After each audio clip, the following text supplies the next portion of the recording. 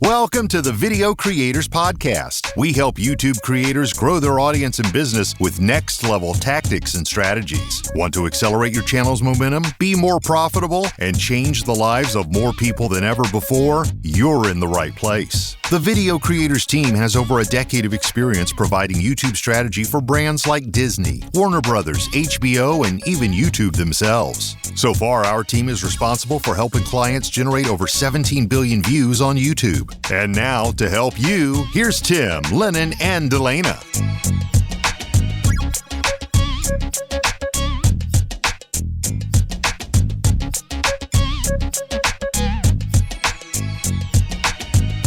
Hello, creators. How are you guys? It's great to see you again for another Video Creators Podcast episode where every week we just want to help you grow your YouTube audience, get more views, more subscribers, and ultimately grow the business around your audience so you can reach more people and change their lives. And our goal here today is to start by changing your life with some information that can help you do that even better.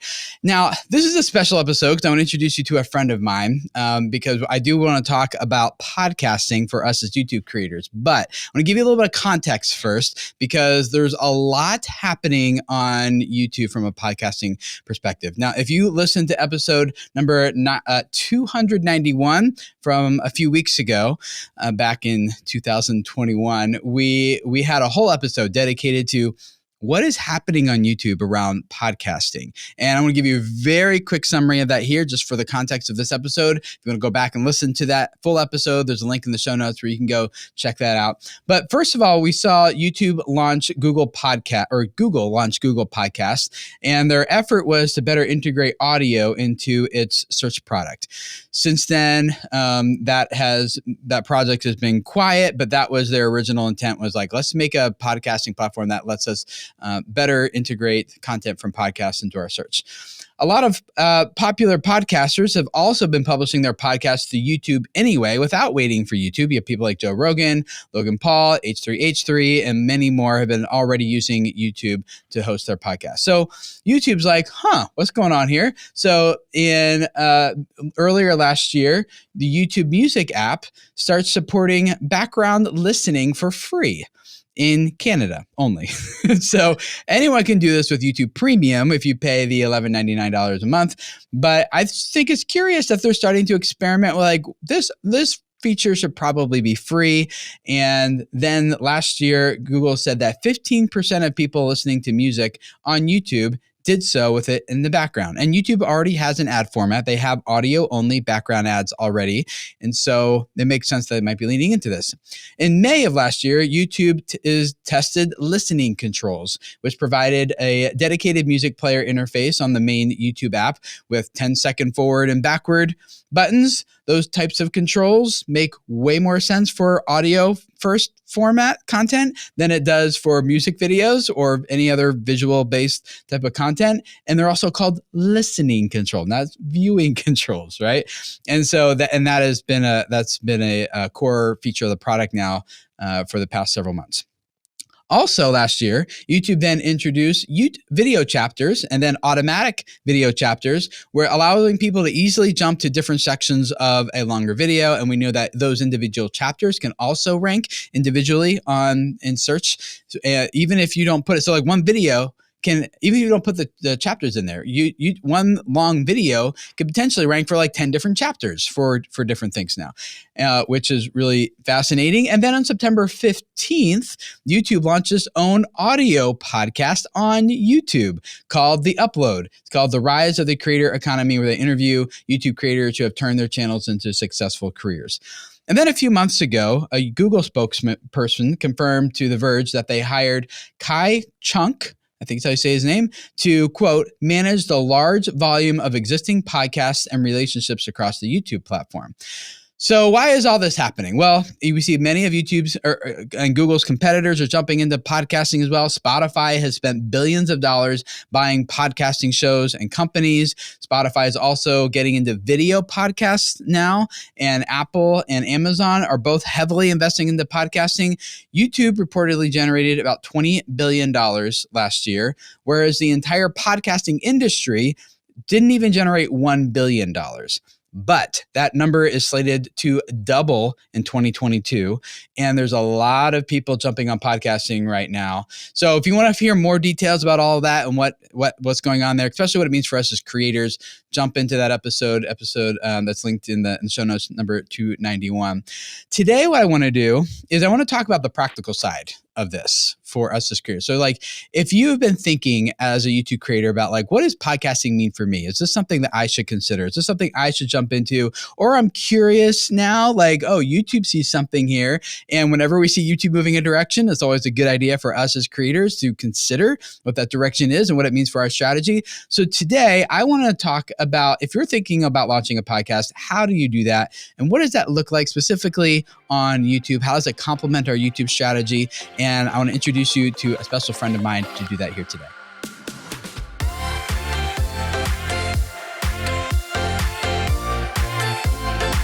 If you have not heard of Mr. Cliff Ravenscraft, you are in for a treat here. Cliff, welcome to the Video Creators Podcast. Great to have you, man. Tim, it is awesome to be here, my friend. Thank you so much. Oh, man. So a lot of people don't know this. Well, actually, let's save the little surprise for them for a second here. First of all, who are you? What do you do? Tell us about your story, and especially as it relates to podcasting world, because you've been doing this for a very, very, very long time. Well, I'm Cliff Ravenscraft. I'm in Northern Kentucky, outside of Cincinnati, Ohio. And back in, 2005, hardly anybody outside of my geographic region of 30-mile radius probably never heard my name before. Maybe about 300 people who have read my blog for a decade prior to that date, but that's about it.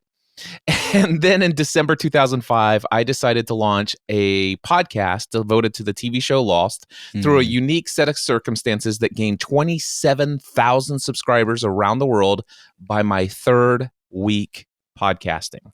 And that quickly grew to 60,000 people. And we launched, and when I say we, my wife and I, launched several other fan-based podcasts about television shows. I then personally launched faith-based shows, business-based shows, and long story short, within 2 years, I left a career of more than a decade in a family-run insurance agency owned by my mom and dad, started by my grandfather in 1935. I've said this before. 1935. And I was next in line to take it over. But what do I do after a decade of successfully becoming this insurance agent? I leave all of that to go into this thing called podcasting full time. Something that at the time that I did this started January 1st, 2008. It was right when everybody who launched podcasting when it was first invented, late 2004, they had all said that podcasting has peaked and it is now dead and it's on the decline. And that's when I'm like, I think you guys are all wrong about that. And they're like, Cliff, you shouldn't be the podcast answer. Oh, by the way, I started a podcast coaching and consulting business solely focused on helping people launch podcasts, what they do with them, how they rank, how much profitable they are with it. Listen, I'm going to help you launch. I'm going to help you sound good. That's all I care about. If you're interested in that, I can help you. And I said, I'm going to be your podcast answer man. So I launched Podcast Answer Man as a business. They're like, Cliff, there's no way, dude. You should be a social media consultant. Nobody's going to hire somebody just to launch a podcast. They want somebody who can help them launch a podcast, launch a YouTube channel, launch a Twitter profile, and set up a business page for their Facebook. Dude, you're totally wrong on this. And I'm like, you do you, I'll do me. Well, long story short, in the first 12 years of Podcast Answer Man, I successfully trained more than 40,000 people on how to launch a podcast, generated a few $1 million doing it along the way. And then after that, I decided, you know what? I'm kind of tired of talking about what cable you need to plug into a mixer. There's so much more about why I chose podcasting than making money. Mm-hmm. And it was about how I think and how I see the world and my desire to entertain, encourage, equip, and help other people pursue the lives for which they were created. And so I shut all of that stuff down in September 2017. And today I'm known as the Mindset Answer Man. And yeah, so you've been in Mindset Answer Man for a while. And from what I've seen, you've decided to bring back Podcast Answer Man. I did. I recently relaunched Podcast Answer Man, the all new version of it. I think there are currently 6 episodes out there right now. Yeah. Yeah. So yeah, it's been really fun getting to know you and watching that journey a little bit. Cliff and I met in Las Vegas at a Pat Flynn event that he was doing. Cliff and I were both speakers at NAB New Media Expo back then. And Cliff and I are talking. I'm like, oh, where are you from? He's like, oh, from Cincinnati. Oh, I'm from Cincinnati. Like, well, where is Cincinnati? And I'm in Northern Kentucky. And now I lived a little bit further away, but I've more recently moved. And now, Cliff, we're like at a mile and a half away from each other. Well, if we drive, but if I fly my drone there, I think I'm like 0.75 miles. Oh, okay. Have you done that to test it, just to make sure? I haven't. We should try that. If I have, I would not confess to that in an audio or video recording because smart. Tim, that would violate FAA regulations on drones to fly out of visible range. But you're licensed, right? Wink, wink. So. I am not licensed. Yeah. So we're practically neighbors now, and Cliff helped me move into both my other house and into this house. Showed up on hot days and helped us unload U-Hauls and stuff. So it's been I appreciate Cliff. I appreciate you and your friendship and support of my family over the years. And it's great to hang out with you and do stuff like this where we can kind of like have some sort of merge of our business together for 45 minutes or so. So this is going to be fun. If people are interested in checking you out, I know you should do this at the end, but where would they go? Well, for this particular topic, just go to podcastanswerman.com and listen to the first few episodes of that show. And if you have any desire to follow me before or beyond that, then that show will lead you where you need to go. So Cliff, as we get into this topic here of everything a YouTube creator needs to know for launching and growing a podcast, and I doubt everything. That might be a little stretch. There's a lot there. Let's just start by defining some things first. What is a podcast, and how is it different from what we're used to doing with making videos? Or maybe it's not that different. It is definitely different. And I'm a podcast purist, by the way, which means that I stick to a very rigid definition of what a podcast is. Okay. And what is that?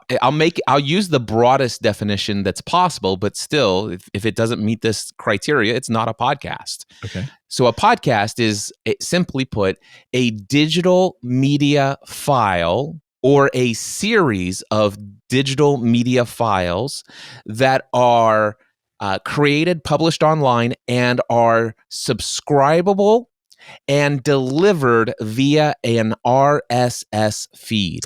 Oh, so you're on track for YouTube to fit that definition until the RSS feed thing.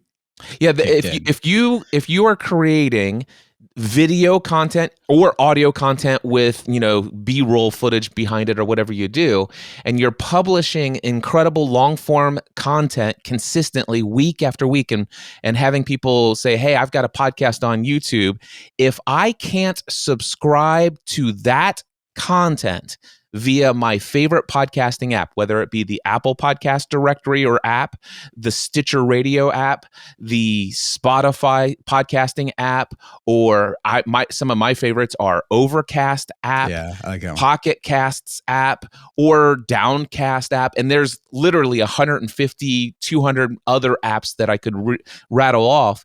If I can't take your RSS feed, put it in my app, and have your content automatically downloaded into my app, you don't have a podcast. So a YouTube channel is pretty darn close to the definition because it's media content. You can subscribe to it, but you have to use the YouTube app.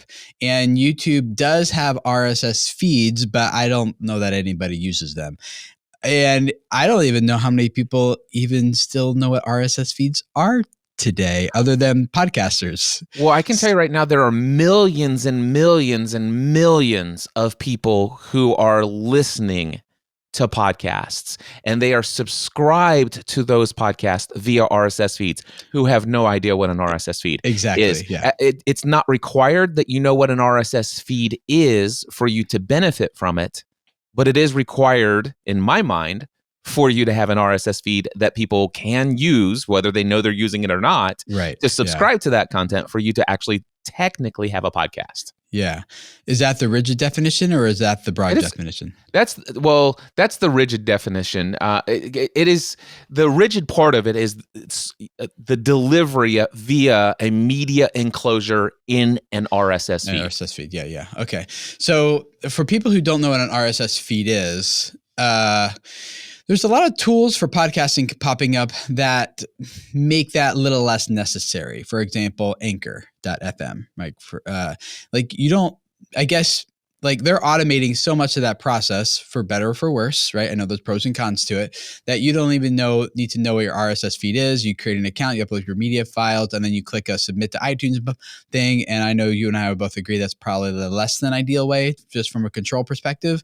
But is it important that we talk about what RSS feeds are here for this audience? Not for this audience. Because the thing here is, should I have a podcast? Do I? I thought I had a podcast until Cliff came along. Now what do I do? Yeah. I think the important thing, given the fact that we only have about 45 minutes to discuss this, if we go into what an RSS feed is, we're gonna. Yeah. You can Google that. But here's what I want to say about the Anchor platform. Anchor, there's nothing wrong with Anchor. The cool thing about Anchor is that, yes, you could go there with just your app. You don't need a microphone. You can start speaking audio into your phone. Audio quality is probably about a 6.5 to 7 out of 10 of what's possible, which is really good, by the way. Higher than I would have put it, by the way. I was thinking, I would put it like 4 or 5. No, the microphones on the latest smartphones, iPhone or Android, are incredibly great microphones for what they're doing. And yeah, you can have great audio on the lower end of what I would call great audio. Not perfect audio, not amazing audio, but great audio with clarity. You could actually publish from that app a podcast, and it'll say, do you want us to distribute this to all of these? It'll say, we'll put it on Spotify because they're owned by Spotify. Put it in Apple, we'll put it here, we'll put it there. And technically speaking, you have a podcast, and it's all done for you. And then you can say, now share it, and it'll give you a link to share with your friends on social media, and they land on the page created for your podcast, and they see the content there, and they see the little buttons. Click here to subscribe in Apple, click here to subscribe in Google, and stuff like that. But for those who are in the know, here's the RSS feed. Yes. Because there's a lot of apps and a lot of directories that they're not submitting your RSS feed to. And it's not even necessary that you know what an RSS feed is. Anchor actually puts it right there on your page. And by the way, just copy the link. That's all you need. There's a lot of people you'll hear, a lot of experts say, oh, don't use Anchor. Well, Anchor's free. You could go and test and play around with this. Don't listen to those people. And they'll say, well, what if your podcast gets big and now all of a sudden it's this, and what if they start putting ads in your show without your permission and all this other stuff? And well, here's the deal. The cool thing is there's this thing called a redirect, a 301 permanent redirect of your RSS feed, and any credible podcast media hosting company is going to give you the opportunity to do that if you want to move your podcast from Anchor to any other media hosting service. And that functionality is there. It's accessible to you even without you calling support or anything like that. It can be done. So I created a podcast called Cliff's Notes on Profitable Coaching just as a hobby, just something. And I'm like, you know what? I really like this. I'm going to use this as part of my professional brand. And then I moved that podcast away from Anchor over to my own platform. And it took about 2 days. Yeah. And now you can also, Apple Podcasts has a feature where you can just log in and just change the RSS feed to the new place too, if you want as well. Yep. So there's lots of options. I like using Anchor for my personal one. I don't use it for this, for our business one, but for my personal one called the Business Family Marriage Show, I just do it straight from my phone, just like you said, because in order for me to do it, it's got to be simple. It's got to be easy. It's got to be sustainable. And that makes it work for me on a personal level. How about from a strategy perspective? What does a podcast, how does it complement maybe or complete or maybe even compete with what we're doing on YouTube already? Like strategically, what should we be thinking about if we're thinking about starting a podcast for our audience? Well, it's definitely going to compete for your time, effort, and energy. Yeah. Unless you are taking what you're doing already for your video content that you're creating for YouTube and then just turn that into, you strip the audio from it and put it into an audio RSS feed for your podcast.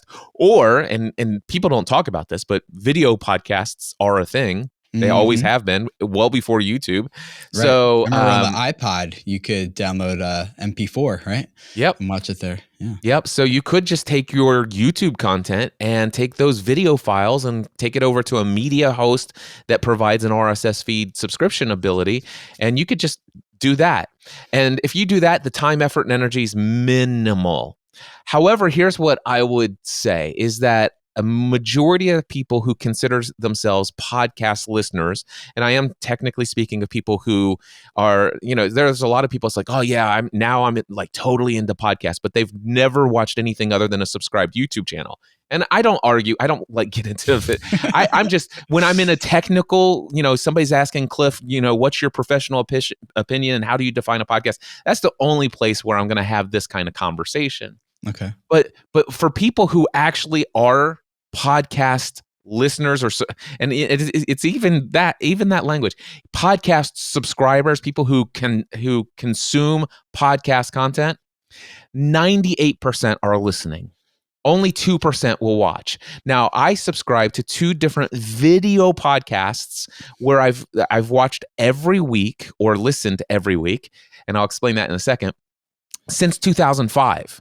Never missed a single episode. And those episodes are 2.5 hours long. Wow. They're This Week in Tech by Leo Laporte and Mac Break Weekly by Leo Laporte and his panel of experts. I'm a total tech geek, and I've never missed an episode of those shows.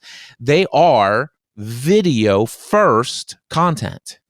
However, I'm subscribed to the video podcast feed. So the videos, which are about 1.5 gigabytes per episode, they have smaller feeds. So they actually create different versions of the video compressed at different levels. But I subscribe to the HD, and I've got a nice HD screen on my iPad and on my phone if I'm going to watch it. So I download that episode in full, and I am listening to it on my way to the gym. I'm listening to it while I'm out walking the dog. Exactly. Yeah. Well, I think that's exactly why YouTube introduced listening controls, because they're finding that behavior is also happening on YouTube, especially with longer form content. Yep. Yeah. And so the one thing I will tell you, though, is that it is Mac Break Weekly and This Week in Tech. Those video podcasts are a video first piece of content, which means that they are consistently they have high standards of video quality. They have high standards of backdrops in the guests that they have on. They have a professional producer switching multicam, stuff like that. And they even, when they're talking about a product or a service, they'll cut to the computer screen capture and it's being scrolled live and, hey guys, watch this video. And they'll often talk about products and services like, here's this box of Kleenex, and you'll notice that this is actually Kleenex. It's not just tissue. I'm really meaning Kleenex, and I'm pointing at it. And oh, by the way, for those of you who are mere plebeians who are only listening to the audio feed, you are totally missing out on how awesome.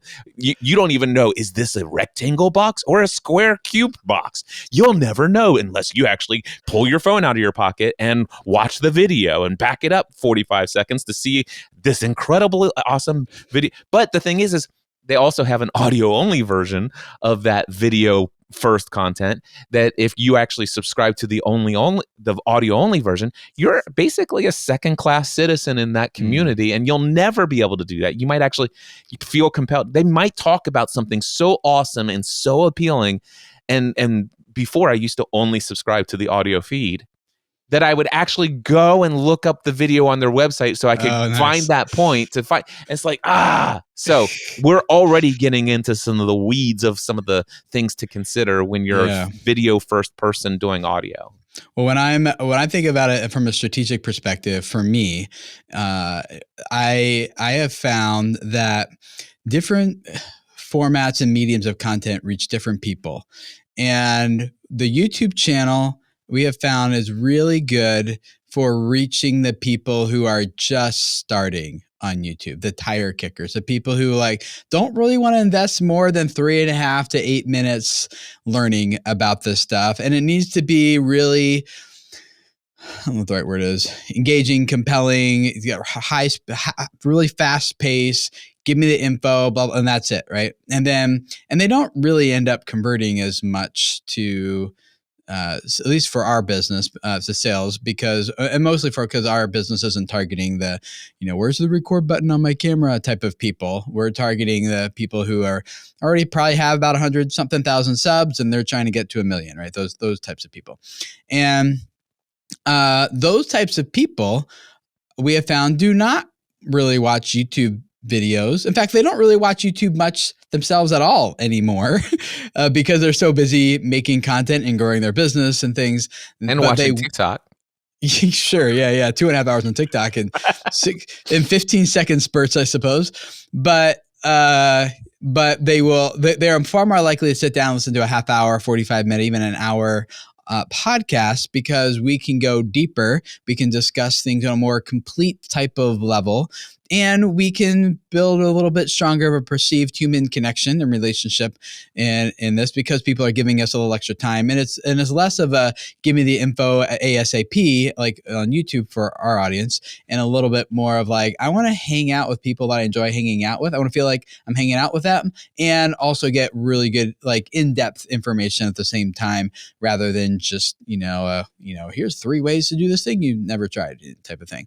So I have found that the podcast complements our business, and the better longer term clients we end up having are more likely to come from our podcast than they are from our YouTube channel, even though our YouTube channel is much bigger and has a broader reach than our podcast does. So I think it certainly can complement your video strategy if you're growing a business. I have 2 thoughts on that. Number one, I totally agree. It complements. You are going to reach people through an audio podcast feed, or even just a podcast feed in and of itself. You're going to reach people that are not YouTube first viewers. Right. Yeah. I'm subscribed to, I've been on YouTube before. I joined YouTube in 2006 and published my first video, I think in 2006, before Google purchased YouTube.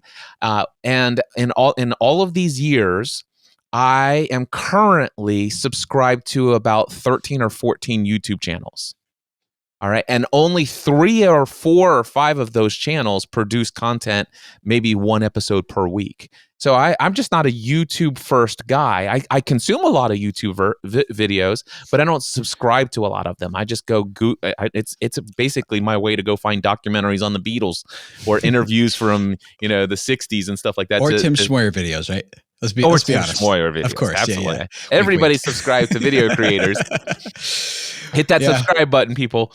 All right. So, but if you had a podcast, if your video that you're doing, or the audio of your video, if it's not required that I actually see what you're doing on the screen, you're going to reach me.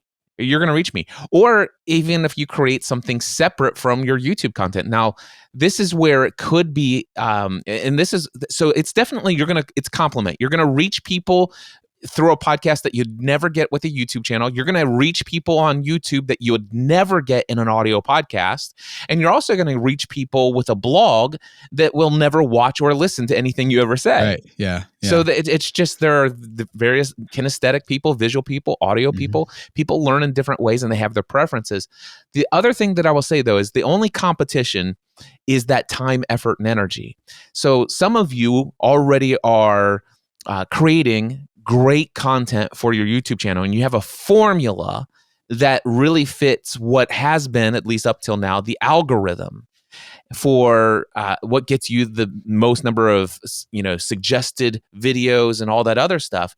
And that format, that that keeping it tight, introduction quick, little intro, but then right into the thing, and quick cut, and get to the point, and blah blah blah, 10 minutes and you're done, or whatever. That format, that does not convert well to a podcast, video or otherwise. And so, because imagine this, the average person who opens up an app to consume a piece of content in podcast form. They're about ready to do the dishes. They're about ready to go out for a long walk. They're about ready to exercise. They're about ready to go on a road trip. They're commuting to work, and they can't be changing everything every 10 minutes. And you know what? I am absolutely aware there's add to play next. All of my favorite podcast apps have the ability for me to sit down before I start driving and do this. Do I ever use that functionality? No. Absolutely not. What I do is I'm driving to the gym. It's going to be a 25-minute drive, and I look for a show that's at least 25 minutes, so I don't have to switch that thing at a red light. I look because I listen to everything on double speed. And so I'm like, if it's an hour, I have enough time. I can get through an hour episode in 25 minutes. So my recommendation for those of you who are creating great content that's working powerfully with the algorithm of YouTube, if you're thinking about a podcast where I say that it's in competition for time, effort, and energy, you just got to know that you're going to have to you might want to create something separate for the podcast. Yeah. I think a lot of us are really good at creating YouTube and crafting YouTube videos. Is there anything different from what we're already doing to craft a good episode, like a good podcast episode? Or is it like, hey, just sit down and talk? I've heard there's some audio documentary type formats, or especially for someone who hasn't gotten started yet, what do they need to consider or think about in terms of how they sit down and make a good episode? So one recommendation I would have is if you're not already a podcast, and I'm going to use the word listener. If you're not already a podcast listener, I would encourage you to go find 5 different, uniquely different format podcasts. Ask your friends to recommend what their favorite podcasts are, and go subscribe to 5 different shows. Listen to them. Listen to 2 or 3 episodes of each of those shows. You'll find that there are audio narratives and storytelling. NPR will sometimes do all of this, special narrative storytelling, bringing in audio clips when necessary to bring in the interview, and they'll do transitions with music in the background. Those things can take you as much as 20 to 40 or 60 hours to produce per episode. Yeah. And then you could actually have just you monologuing, with an outline in front of you and just talking for 20 to 30 or 40 minutes, depending on how good you are at communicating without messing up. That show, you could record that show in about 20, 30, or 40 minutes, as long as it took you to record it, and it's done. Now, editing is a whole other thing, so you got to keep that in mind. But as far as there are a couple of different formats. Don't do what most people do. Don't go in there and think that an audio podcast is where you interview everybody in your industry who's well known and you do this, because your podcasts are so much more. There are so much more to offer in podcasting than just another show that interviews other people. I totally agree. I mean, and I'm not going to diss the people who do that, because I think there is some value there, but to me, it just kind of feels like lazy content. And I think like you are the expert of your show, of your brand. Like you have a message, you have a voice, and not to say that you can't share that in interviews, but I feel like sometimes we get a little bit like a concern, like I don't know, I don't really have that much to say, or I don't really have much, and that might not be as much the case with this audience because they're already producing content on YouTube, and typically that is like a direct talking head type of thing, or you're used to talking to an audience. But I do interviews when I feel like I want to learn something, and I think my audience needs to learn it too. And I want to talk to someone who's further ahead than me in this thing, and kind of come into the episode with more of like I want to be the student here, not the teacher. But there are most of our episodes where I am the teacher. And I think that's, something that a lot of us get over. I think one thing that makes it a little different too is that, especially in YouTube, we get so into like just deliver the info. And you kind of alluded to this, but in podcasting, there's a lot more room for us to be like, let's talk about the info, but let's also kind of like create this feeling like we're hanging out, like we're friends, and like, hey, how you doing? And what's going on in your world and your life? It's not just strictly like point 1, point 2, point 3, see ya, gets the next video. And I really like that, because to me, like authentic relationships are really important. And I feel like podcasting allows for that. YouTube does as well, but it just looks very different than it does on here. So I like that too. So, yeah, so we can put our podcast on our YouTube channel. We, in terms of like, I'm using a platform called Zencaster right now, not sponsored or anything, just telling you what we're using. And I like it because I can record, like with you, Cliff, here, I can record our videos separately on each of our sites, recording in full HD, a separate track. So like my audio is a little bit quieter than yours. I can easily just boost and fix my audio, and it doesn't impact yours. It allows it so edits and cuts a lot easier too. And so we're recording both the video and the audio here. My video editor, will put this into a video, edit it down into, she's got templates, really easy. She kind of just slaps it in there and mostly done with some audio correction and stuff. And then we put that full video up on YouTube, but it's an audio, even though we're recording this as a video for YouTube, for my channel, we are trying to be mindful that this is actually an audio first experience. Like like you said, 98% of the value of this is in our voice, in our audio, not in you nodding your head and me scratching my nose, right? Like there's not a whole lot of value in that, but it does make it easier for two things. One, for us to put it up on YouTube and for people to see that and listen in the background. Our data suggests if they watch like the first minute or so on YouTube, and then, our probably in the background tab or listening to it elsewhere in the room or something like that. And the other thing that lets us do is that it allows us to do this other thing with our podcast, which I hadn't considered as much before, which is it's easier for us to break out little social clips from our full episode and use them as short, whether it's promotional. We try not to do it as promotional clips. We try to do it more as like sound bites that give you like a real big chunk of value in like 60 seconds or something. And we found that when we had the video, those clips perform better as opposed to just doing like the audiogram where the audio levels are bouncing with the voice. And other than that, it's mostly just a static image, right?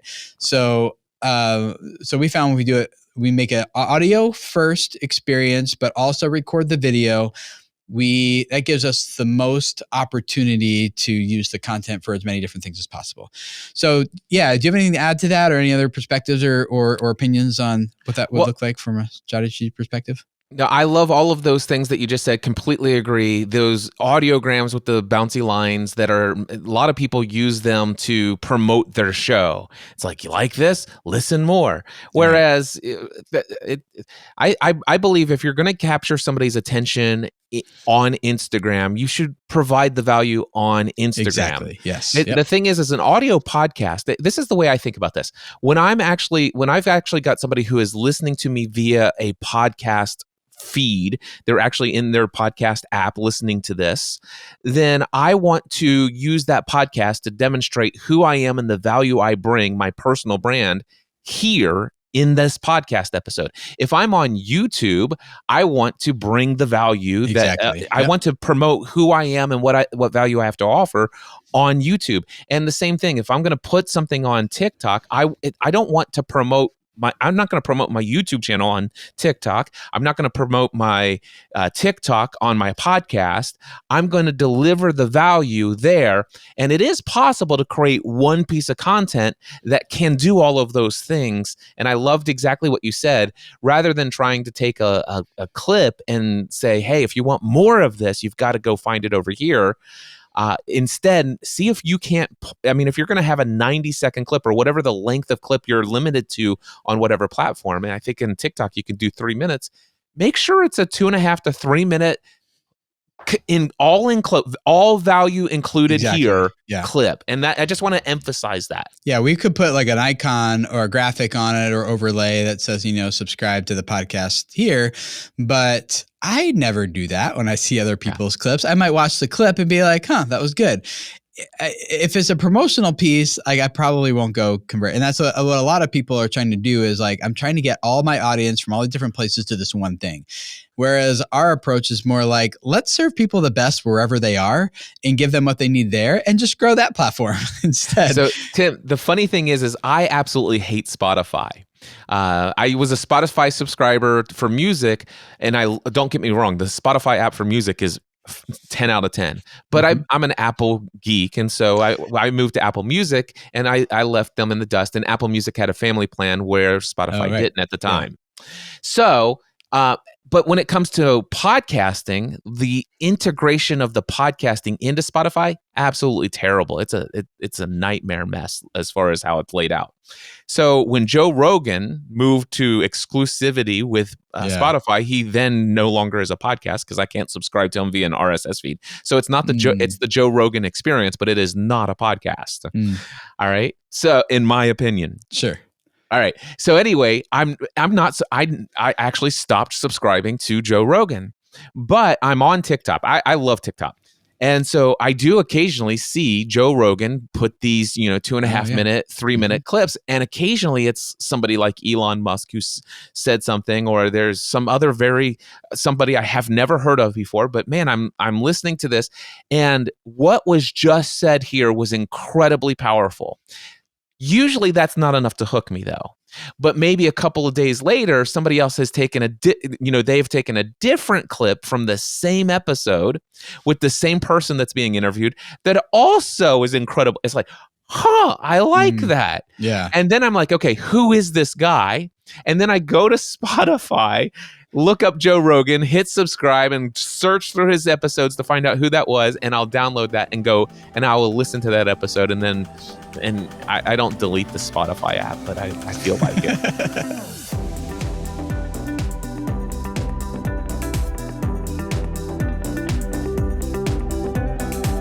Before we wrap up here, in our last episode about podcasting that I referred to, I told you guys I'm going to be talking with Cliff and asked you to submit some of your questions about podcasting and what this would look like for you and your YouTube channel. So we have a few of those here. Cliff, might make this a little bit of like a lightning round to go through some of these. But the first question is from Josh. And Josh has a question about going from audio to video. Here's Josh. Hey team, my podcasting question is, what are your recommendations for turning what currently is an audio-only podcast into a video podcast? I have done the waveforms before. It's not very engaging. Do you just need one camera angle, multiple camera angles? Obviously, simple is better, but I'm wondering if there's any best practices for creating a video podcast feed. So Josh, I want to say I love your question. So first of all, when we think about this, I'm going to probably rephrase the question as, how do I take an audio podcast and make it video form for my YouTube channel? Because I don't think there's because to make it a video podcast, I'm thinking it means that it's subscribable. The video version of it is available. However, with what I'm about ready to say, I think you could benefit from having a video version if you go this route. Most people are not going to go this route though. So what Josh is talking about, for those that don't know this, you can take your video and you can use an app like Headliner. Just Google Headliner podcast app. And there's at least 4 or 5, 10 other apps that'll do the same thing. They'll take your audio and they'll upload it, and they'll put this, you can give it the title, you can give it this, it'll actually be throwing up the captions of the words of what you're saying. So it'll have closed captioning on the video, and it'll have this little waveform on there that bounces up and down that says, hey, this is audio content. And you could take that 47-minute audio podcast episode and make this an incredibly boring visually thing onto your YouTube channel. But if you actually have any decent ranking on YouTube and you're meeting the algorithm and stuff like it, it's going to trash your algorithm with YouTube. At least Tim can confirm or deny that. But here's what I want to tell you. And what I'm about ready to tell you, this is me neither endorsing or denying the value or the authenticity or the realness of what's being talked about on this channel. But I love what has been done with Abraham Hicks material. If you've never heard of Abraham Hicks is this, her name, the girl who does this, her name is Esther Hicks. And she, quote unquote, is a new age person who channels these extraterrestrial spiritual beings from the universe. All right. And when she's in a meditative state, she is answering questions from an audience at a live conference. And when they ask her questions, she's channeling this group of beings who collectively call themselves Abraham. So these people ask Abraham this, and Esther is channeling them, speaking the answers. It's fascinating stuff. But here's what I want you to do. Imagine all you're getting on this YouTube channel, or there's many of these YouTube channels out there. All you're getting is the audio recording of a conference where this woman is on stage and there's people lined up at a microphone asking questions at a conference. That's all the audio is. It's one of the most fascinating to watch pieces of video content on YouTube. Look up animated Abraham, and watch 3 or 4 of those. And what they do is they have an animated cartoon character of Abraham, and they're literally, and it's not just her static. It's like a cartoon, and they actually, and she'll start out on stage, but there'll be a setting where there's a chair, like a talk show, and the person who's literally just standing behind a microphone in a conference is up on stage on this animated stage, sitting in a comfy chair, and they're talking. But occasionally, as they're going back and forth, they're walking down a street that's animated, and it's the most fascinating thing. Now, if you can invest in having somebody do that, that's expensive. That's what I would recommend. Yeah. If you could do the animation, would be the best way. Or B-roll. Or B-roll, or maybe just some illustrations like some hand-drawn illustrations, like even pencil stick figures, can work, and you just change it once in a while. But Josh, I think the easiest way to go from an audio to a video podcast is just to use a camera to record your podcast. Yep. And that probably works pretty well. Yeah, talking heads are not that bad. I mean, and a matter of fact, I'm a YouTube premium subscriber because there's a lot of people who have long form talking head content, but they don't have an audio podcast that I can subscribe to. So I do actually subscribe to their channel, and I click play, close the app, and then go on my way and listen to it as an audio podcast. I'm interested to see if that becomes a standard feature rather than a paid feature next year, but we'll see. Here's another question from Grant about, I think it's going to be kind of quick, about how we position our mics. Hello, Grant Kroll here, former student of Cliff Ravenscraft. So glad to hear him on the show. My question is, what do you think is appropriate for microphone positioning when you are doing live streaming and you also want to repurpose that for your podcast? Reason why I ask is because sometimes the microphone can be quite a distraction to some folks, even though you do get the proximity effect like how I'm speaking into mine right now. I also have a shotgun mic that I can position completely outside of the picture along with someone else. However, the audio quality might not be as acceptable or exceptional. So is it a give and take, pros and cons? What do you suggest? Is microphone placement something that might distract your audience, get it out of there, or not worry about it as long as it doesn't interfere with the quality of your show? Very interested to hear your thoughts. All right, so Grant, here's what I'm going to say is it depends on, first and foremost, what's your primary concern, your audio listener or your video subscriber? Because most of your people who are listening via podcast, they'll have no idea where your microphone is. For those people, the better audio quality you can give them, the better. Now, shotgun microphones, if it's a good shotgun microphone and it's out of the frame of the video, chances are it's acceptable. They're pretty much, as long as it's clear and there's not a lot of fan noise and room noise and stuff like that, it's going to be perfectly fine. How it's not going to sound the same as your audio just did, as my audio has sounded, and as Tim's has sounded. I have the same mic as you because you told me to get this one. So, the Heil PR40. That's right. So have it. I prefer excellent audio quality, and therefore I'm going to have the mic in the screen. And matter of fact, for those of you who are able to see the video recording of this, I'm going to do it. You'll see that Tim and I both have two different methods of doing this. I have a boom arm that brings it from an elevated place, and it's dropped down, and it takes up approximately 1/3.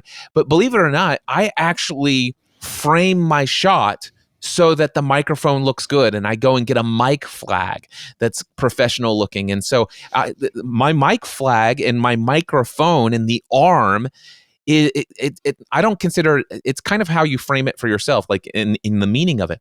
I see it as a branding tool. I see it as it's a part of the set of the video for me. That if you look at my video, you'll see that everything in the background of what's behind me has all been determined. That's not just random stuff back there, nor is the placement of my microphone. And so one thing I want is, and of course Tim has his is you can see his microphone. It's down at the bottom in the middle. It's not taking up too much room, but he's still close enough that he's getting that proximity of voice. Yeah, I would go for audio. If you're doing a podcast, audio trumps video, in my opinion. So even when I record my personal podcast, the Business Family Marriage podcast, when I do it on my phone, I still have a lightning port microphone that I plug into my phone to do it, just because, it might be a 6.5 according to Cliff. I think it's a little bit lower, but it brings it up to it. The main thing I want to do is isolate my voice from all the background noise. I have kids around me when I'm doing this. I'm usually kind of like sitting by the pool watching them, or like I'm more like on the go when I'm doing those episodes and just sharing some thoughts. And so the investment of a microphone there made a big difference. Key thing, Grant, and everyone else listening, when you put your microphone like we have on the video, don't hide your face. But you want it off to a little bit to the side. Mine covers up my cheek a little bit, but you can still read my lips if you were a lip reader. So don't hide your face. That's the only key thing I would say. Especially if you have a face like ours, right, Cliff? That's right. All right. Question here from Blake. He's asking about video length, but I think this applies as much to podcast length as well. Hey everyone, so I just have a question around content length. So I've heard various rumors that YouTube prefers longer videos. I don't know if it's true or not. I'm just curious on your thoughts of it. I myself enjoy making 2 to 5 minute videos, but I'm just curious if it's worth me trying to make longer videos. Thanks. Okay, so that question is about videos, and Tim would know more about the value of the videos there. But my general feeling about any content, and I'll just give this, is content should be as long as the content needs to be for you to deliver what it is you want to deliver. Who cares about algorithms? I agree. The same thing with YouTube. It's like, if you have a 2-minute idea, take 2 minutes. Don't force it into 10 because someone told you longer videos do better. If you have a 10-minute idea, don't cram it into 2 because you think 2-minute videos do. It's really, the better question, in my opinion, is how skilled are you at holding someone's attention?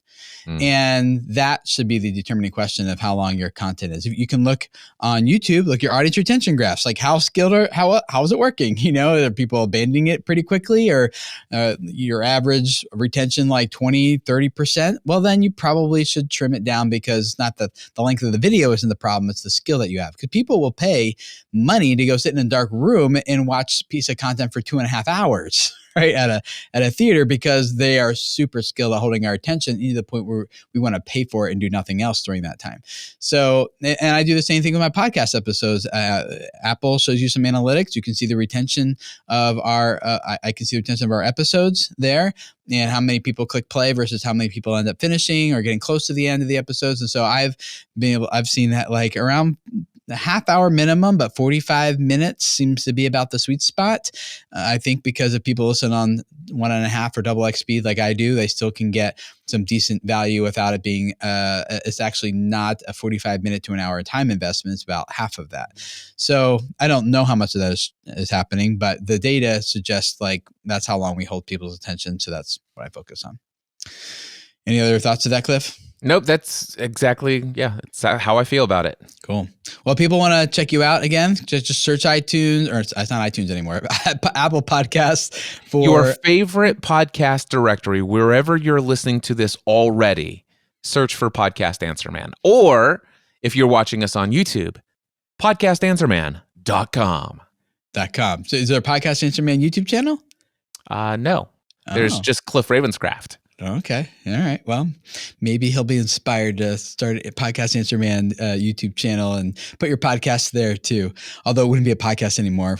because you can subscribe to a YouTube channel via an RSS feed, though. I do it in Feedly. The channels that like I won't never want to miss a video, I actually subscribe to their RSS feed. Does it put the media enclosure in it so that my podcast app will download it for me? The answer is no. No, the it's answer not is a podcast. No. So yeah, it was so close though. So close. Well, thanks for being here, Cliff. I appreciate you. Appreciate your friendship, and I appreciate your support and everything you're offering to my audience here through your time. So thank you for giving it to us. And if you guys are interested in learning more about how to create and launch a successful podcast, go to Cliff. He was a little bit humble in the beginning about introducing himself, but like most of the top 100 podcasters out there are former clients of Cliff that he has trained and coached to grow their podcast, and he can do the same for yours. So go check it out. And thank you guys again for being an amazing part of this audience. It's been so great hanging out with you, and we'll see you guys again next week for another Video Creators Podcast episode. See you guys then.